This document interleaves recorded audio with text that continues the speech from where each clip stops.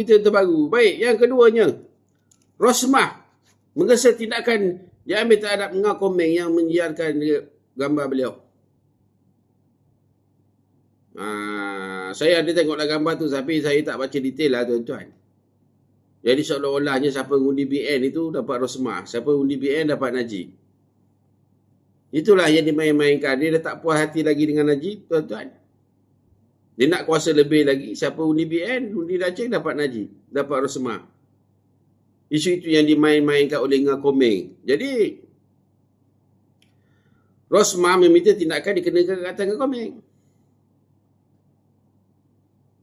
Jadi yalah, secara logiknya mana pula Anwar Ibrahim akan ambil tindakan ke atas Ngah Komeng. Ngah Komeng tu kan orang Anwar Ibrahim.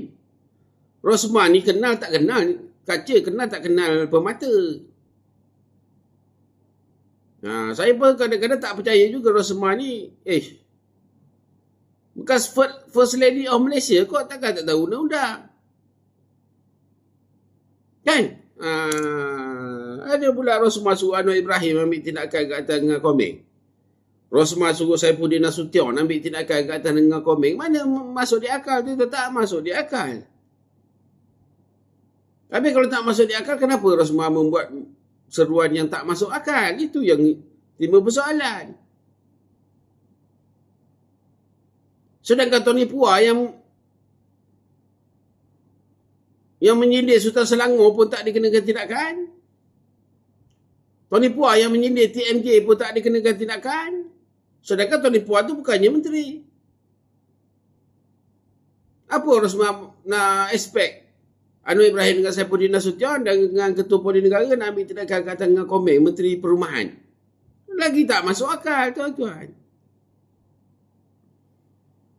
Jadi sepatutnya Rosmah lah kena ambil tindakan. Rosmah sendiri kena ambil tindakan sebab tu gambar dia. Itu sepatutnya, tuan-tuan. Kalau dia tu berfikiran matang, dia sendiri kena ambil tindakan sebab dia dakwa dia difitnah, kan? Dia dakwa dia diburukkan. Inilah dia yang ambil tindakan. Takkan Anwar Ibrahim nak ambil tindakan atas pihak dia? Dia tu siapa? Anwar Ibrahim tu siapa? Kalau yang jadi Perdana Menteri itu Zahid Hamidi, munasabah sikit Rosmah buat seruan sebegitu. Tapi sekarang yang jadi Perdana Menteri itu Anwar Ibrahim. Tak masuk akal lah seruan Rosmah itu, tuan-tuan. Tak masuk akal. Jadi sebaik-baiknya Rosmah sendiri ambil tindakan. Rosmah ada kuasa, dia ada hak untuk ambil tindakan. Macam Yusof Rauter, dia dapat polis, suruh polis ambil tindakan ke atas Anwar. Takkan pun dia nak ambil tindakan ke atas Anwar? Polis tu bawah kuasa siapa? Saifuddin Nasution. Siapa lantik pasal Saifuddin Nasution Menteri Dalam Negeri? Anwar Ibrahim. Jadi macam mana pula Yusof Rauter nak suruh polis di bawah Saifuddin Nasution ambil tindakan ke atas Anwar Ibrahim? Memang tak munasabah. Kan? Jadi Yusof Rauter buat sama sivil ke atas Anwar. Yalah memanglah Yusof Rauter dia buat laporan polis, suruh polis ambil tindakan ke atas Anwar itu. Orang cakap nak apa? To exhaust every channel available to him lah. Macam itu. Mula-mula dia polis suruh polis ambil tindakan, dah berapa tahun polis tak ambil tindakan, baru dah dia buat sama sivil. Maknanya dia dah guna semua peluang yang dia ada. Tapi macam Rosmah ni, yalah dia dah tengok Yusof Rauter macam mana, kan? Dia nak suruh polis ambil tindakan ke atas Ngah Komeng, tak pernah sabar. Pilihan raya dah dekat. Itu senjata saat akhir DAP untuk mengalahkan BN. Patut Rosmah lah kena ambil tindakan ke atas Ngah Komeng. Sebab itu hak dia, tuan-tuan. Orang lain tak ada hak untuk ambil tindakan itu. Seterusnya berita selanjutnya, Menteri Besar Polis letak jawatan di dalam Bersatu. Di dalam jawatan, meletak jawatan dalam Bersatu Pusat lah, untuk memberi tumpuan kepada negeri Perlis. Termasuk juga Esko Kerajaan Negeri Perlis dari Parti Bersatu pun letak jawatan jugalah. Saya tak pastilah jawatan apa dia di dalam Bersatu Pusat tuan-tuan lah. Mungkin ada jawatan majlis tertinggi atau apalah kan. Itu hak dia lah tuan-tuan kan. Dia nak letak jawatan itu dia punya hak. Esko Perlis nak letak jawatan dalam Bersatu itu dia punya hak. Jadi bermakna Bersatu tu makin kecil, makin kecil, makin kecil. Ahli Parlimen 31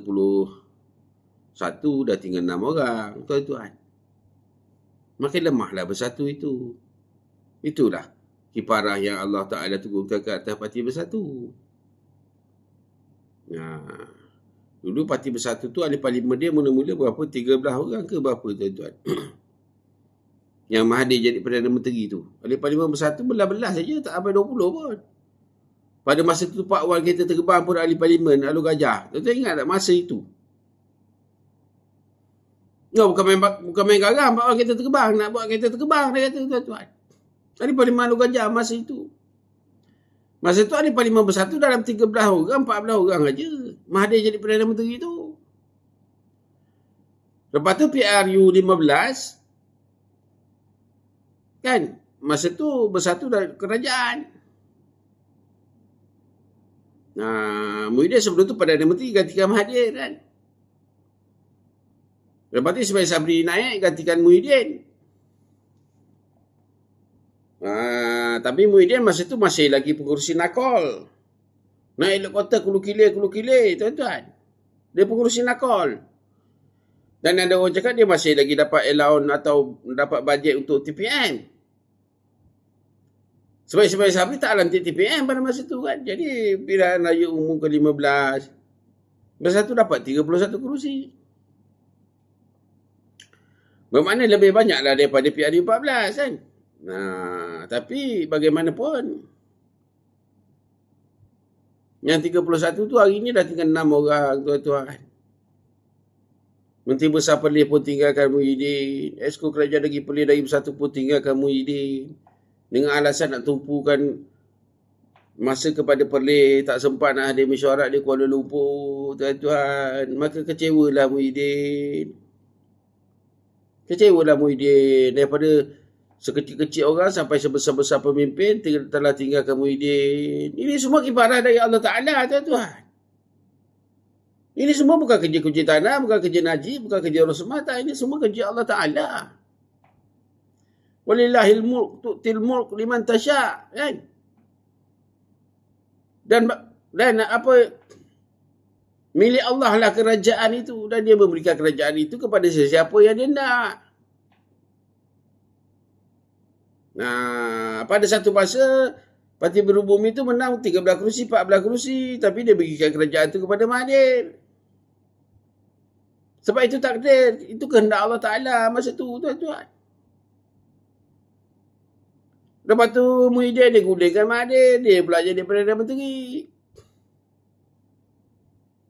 Lepas tu Muhyiddin pula kena guling, Ismail Sabri Perdana Menteri. Buat pula PRU 15, Muhyiddin tu dalam kerajaan. Pada masa dia menang PRU 14, menang 13 kerusi, 14 kerusi tu dia bermakang kan. PRU 15, yang 13, 14 kerusi tu dah jadi 31. Pada masa tu dia kerajaan. Yang 31 pada November 2022 tu, pada hari ini 2026, yang 31 tu dah tinggal 6. Itu semua kerja Allah Ta'ala, tetap bukan kerja kita. Walillahil mulk. Kan? Kerajaan itu milik Allah Ta'ala. Itu nama surah Al-Mulk. Kerajaan itu milik Allah Ta'ala, tuan-tuan. Bukan milik kita. Jadi kalau kita jadi kerajaan, bermakna Allah Ta'ala bagi pinjam sementara. Sebenarnya kerajaan itu milik Allah Ta'ala, bukan milik kita. Cuma dia bagi pinjam sekejap.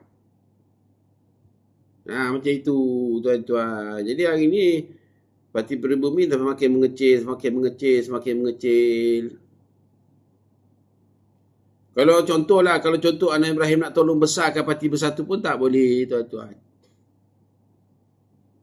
Mungkin dah saya cakap kalau Anwar Ibrahim nak tolong Bersatu, dia nak besarkan Parti Bersatu tu balik.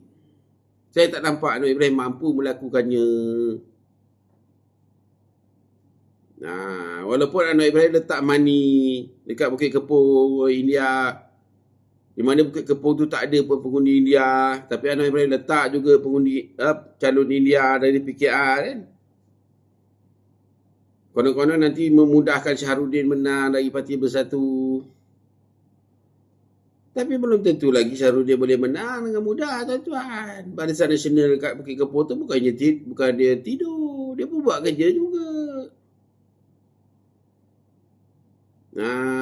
Itu sebab saya cakap, andai kata Anwar Ibrahim nak tolong Muhyiddin bagi Parti Bersatu tu bernafas balik, kuat balik, saya tak nampak Anwar Ibrahim mampu melakukannya. Sebab ini semua kerja Allah Ta'ala, tuan-tuan. Yang menggerakkan hati manusia itu Allah Ta'ala, bukan manusia yang menggerakkan hati manusia. Awak bagilah dia Budia Madadi ke apa, Tunai Rahmah ke apa ke. Bukan awak yang mengawal hati-hati manusia. Yang mengawal hati-hati manusia itu Allah Ta'ala. Kan? Itu cerita dia. Jadi, menjelang saat-saat akhir ini, KJ pun cuba membetulkan naratif dan persepsi lah dengan berkata bahawa gelombang hijau itu yang ditimbulkan oleh DAP Pakatan Harapan itu adalah Islamofobia. Sebab Pakatan Harapan memang tahu dia kalah, tuan-tuan. Jadi dia pun fikir dia mesyuarat siang malam. Dia kata macam mana kita nak menang juga. Jadi dia buat modal lah. Dia kata siapa undi dacing akan dapat PAS. Kalau Dacing menang, bermakna Johor ini dilandakan gelombang hijau. PAS. Dia nak menakut-nakutkan pengundi Cina. Ceritanya tu. Jadi orang Anwar, atau orang yang menyokong Anwar, orang yang menyokong DAP, orang yang menyokong Amanah kan. Yang lebih ketara je orang menyokong Amanah ni. Orang yang menyokong PKR dah tak nampak apa-apa dah, tuan-tuan. Jurucakap Amanah lah sekarang yang bergeria ni. Dengan jurucakap DAP. Jadi jurucakap DAP tu dia dalam bahasa Cina. Dia pun tak masuk dalam berita kita. Dia tak masuk dalam berita Melayu. Dia tak masuk dalam berita orang putih. Dia hanya masuk dalam surat khabar Cina je. Jadi kita tak nampak lah apa yang dia cakap. Dia nak menakut-nakutkan pengundi Cina tu. Tapi kalau kita nak tahu kempen DAP tu macam mana, kita tengok kempen Amanah tu macam mana. Sama je tu, tuan-tuan. Kempen Amanah dengan kempen DAP tu sama, cuma bahasa aja lain. DAP kempen dalam bahasa Cina, dalam surat khabar Cina. Amanah kempen dalam bahasa Melayu. Masuklah ini podcast apa semua bahasa Melayu. Kempennya sama, cuma bahasa je lain. Parti je lain yang bahasa Cina DAP yang bawa, bahasa Melayu Amanah yang bawa. Macam PKR tak boleh bawa apa-apa, dia dah jeng keren. Sebab PKR kan dah berhancur lebur, dah berpecah belah, tuan-tuan. Hasan Karim pun cakap PKR tu dah tenat. Mana tuan-tuan boleh nampak PKR tu berkempen macam mana? Tuan-tuan tengok Nur Rizal ada tu berkempen, tak ada. Amiruddin terjerit The Three Kingdom salah apa lah. Orang pun tak percaya. Dia cakap apa benda ini orang rengit ni cakap ni. Orang menot ni. Three Kingdom. Mana orang menot faham dia cerita apa, tuan-tuan? Saifuddin Nasution berucap atas petang pun orang tak layan. Orang pun tak tahu apa benda dia cakap ini. Jadi kempen Pakatan Harapan sebenarnya dia buat oleh Parti Amanah Negara. Tuan-tuan tengok podcast penyokong Parti Amanah, itulah kempen Pakatan Harapan. Dia punya kempen, siapa undi Dacing dapat PAS. Kalau Dacing menang, bermakna yang merintah Johor PAS. PAS tu apa? Hijau. Jadi hijau tu apa? Jadi gelombang hijau, dia kata, tuan-tuan.